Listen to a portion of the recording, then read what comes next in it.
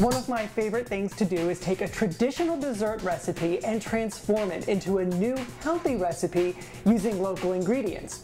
And these sweet peaches are the centerpiece of what's probably my favorite summertime treat, easy green peaches and honey cobbler. Peaches and honey cobbler. It's super easy, super healthy, and the way we're gonna make it today is actually eco-friendly. It starts off with 4 medium-sized Virginia-grown peaches, and I'm just using a veggie peeler to peel these guys up. I know a lot of recipes call for you to plunge the peaches into boiling water and then into an ice bath, and then the skins are supposed to slip right off with a knife. Well, I think that's a waste of time and energy. So go green, use a veggie peeler, and a little elbow grease. Once you've sliced your peaches, it's time to get cooking. Over medium heat, add half of your sliced peaches to a tablespoon of melted soy spread and a 1/4 cup of organic brown sugar. After about 5 minutes, add the other half of your peaches, 2 tablespoons of honey, and a sprinkle of cinnamon. That'll cook for another 5 minutes before you remove it from the heat.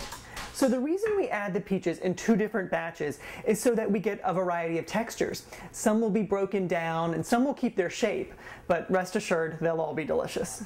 Next, we're going to make the biscuit part of our cobbler. In a bowl, combine a 1/4 cup of whole wheat pastry flour, a 1/4 cup of unbleached all-purpose flour, a tablespoon of cane sugar just for a little sweetness, half a teaspoon of baking powder, and a pinch of salt.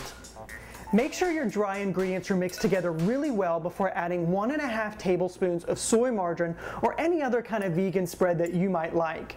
Now I just cut that soy spread into the flour using a fork before adding 1/4 cup of soy milk. Now your batter might look kind of wet and sticky at this point, but that's okay, that's just how it's supposed to look. This is more of a drop biscuit batter rather than the traditional kind of biscuit dough that you would roll out on the countertop. Now comes the fun part. Divide your peach mixture between 2 ramekins, then dollop on your dough. And if that doesn't look amazing enough, top each cobbler with a little more cinnamon and a little more cane sugar. Then bake these babies off for 25 minutes in a 400-degree oven. Virginia peach growers say that this summer's peaches are especially peachy because of the really wet spring that we had a few months ago mixed with the really hot summer temperatures that we're having right now. So wouldn't it be nice to have these sweet peaches come November or even next February? Well, you can thanks to your freezer. There are 2 ways that I think work really well. The first is add your sliced peaches to a freezer bag, then sprinkle on some fresh lemon juice and a little sugar. The lemon juice will keep the color in the peaches while the sugar acts as a preservative. Okay, the lazy way, and I admit I do this, is to just add a little apple juice to your sliced peaches before putting them in the freezer. Again, the apple juice acts as a preservative, but it also gives them a really nice flavor too. And don't forget to date your freezer bag. You might even want to put the name of the orchard where you got your peaches on there, just to jog a nice summertime memory. And lay your bags flat in the freezer. It'll save space and it'll be so much easier to thaw those peaches when the time comes.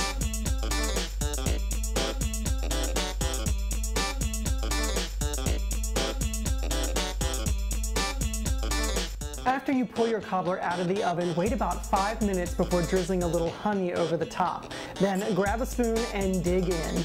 It's Virginia Peaches and Honey Cobbler, a delicious new local dessert for your recipe box.